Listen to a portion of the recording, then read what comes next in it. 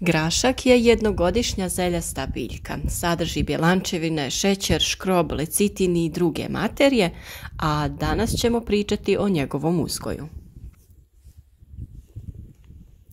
Korijen graška je vretenast, prodire duboko u tlo do 120 cm i dobro je razgranat. Njegova usisna moć je jako velika. Visina stabla ovisi o sorti, a može biti od 30 do 200 cm. List je parno perast sa 1 do 3 para liski, a vrh lista završava viticom koja pomaže biljci da se prihvati za oslonac.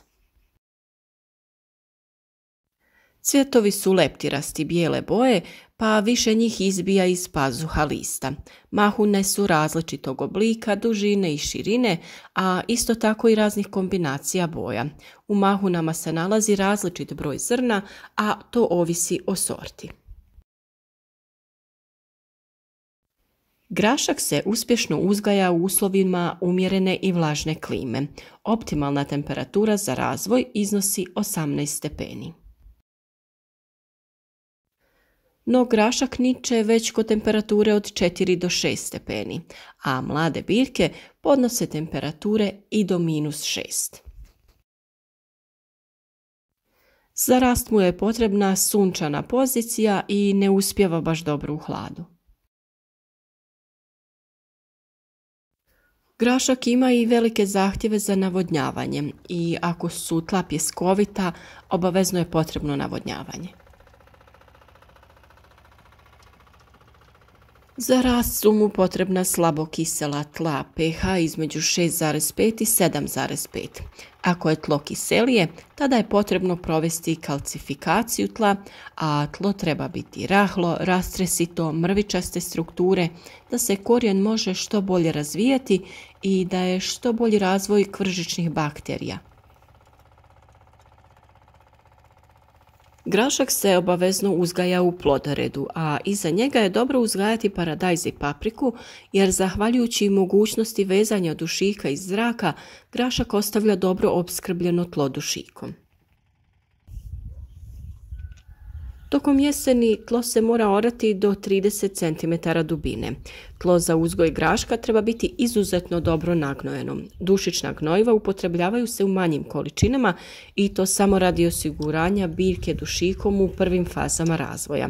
Kasnije one same usvajaju atmosferski dušik te na taj način podmiruju svoje potrebe.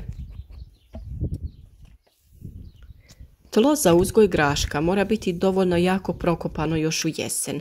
Ako je nakon prijašnjih usjeva iscrpljeno, tada se i gnojidba obavlja u jesen i to zrelim stajnjakom ili kompostom. Grašak ne podnosi gnojidbu svježim stajskim gnojem kao ni preobilnu gnojidbu, jer stvara onda bogatu zelenu masu, ali slabo cvjetaje. Najbolje je uspjeva u tlu gnojenom za pretprošli glavni usjev koji ga nije suviše iscrpio. Prije sjetve gnoji se mineralnim gnojivima, osobito kalijevim, a nakon nicanja može se prihraniti i dušičnim gnojivom u količini od 500 g na 100 kvadrata. Sjemenka graška klija već pri temperaturi od 1 do 2 stepena, a mlade biljke mogu izdržati i nepovoljne vremenske prilike u rano proljeće. Stoga se grašak može sijati već u februaru i martu, a u priobalju i ranije. Sijati se može sve do početka aprila i to u redove razmaka 15 do 20 cm i 5 do 6 cm u redu. Potrebno je 80 do 120 biljaka na kvadratni metar, što ovisi o sorti. Za 1 hektar potrebno je od 120 do 200 kg sjemena. Ova količina sjemena ovisi o vremenu sjetve i krupnoći sjemena. U manjem obiteljskom povrtnjaku uobičajena je sjetva u kućice, to jest pod motiku. Ovisno o visini sorte iskopaju se jamice na razmak 25 do 40 cm, dubine od 6 do 10 cm, pa se u svaku jamicu položi 6 do 8 sjemenki. Nakon toga jamice se zatrpaju zemljom. Mi smo grašak sijali u redove, na nešto manji razmak smo stavljali po 2 sjemenke, tako ćemo dobiti ravnomjerni raspored. Niskim sortama nije potreban potporanj, ali je potreban za poluvisoke i visoke sorte. Sjetva u kućice dopušta sijanje u samo 2 reda na gredici. Tako posijani grašak ima dovoljno svjetla, a tijekom branja lako se prilazi svakoj biljci.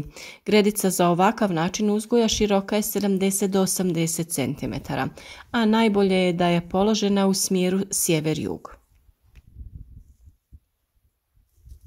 Za dobar rast grašak treba potpornje, jer mu stabljika nije stabilna i nakon što naraste do određene dužine počinje polijegati. Ako se sije uz mrežu, onda se sije u redove. Ako se za potporne koriste grane, onda ga je bolje sijeti u skupinama. Kada malo poraste, oko podnožja biljke nagrne se malo zemlje, jer to biljku čini stabilnijom.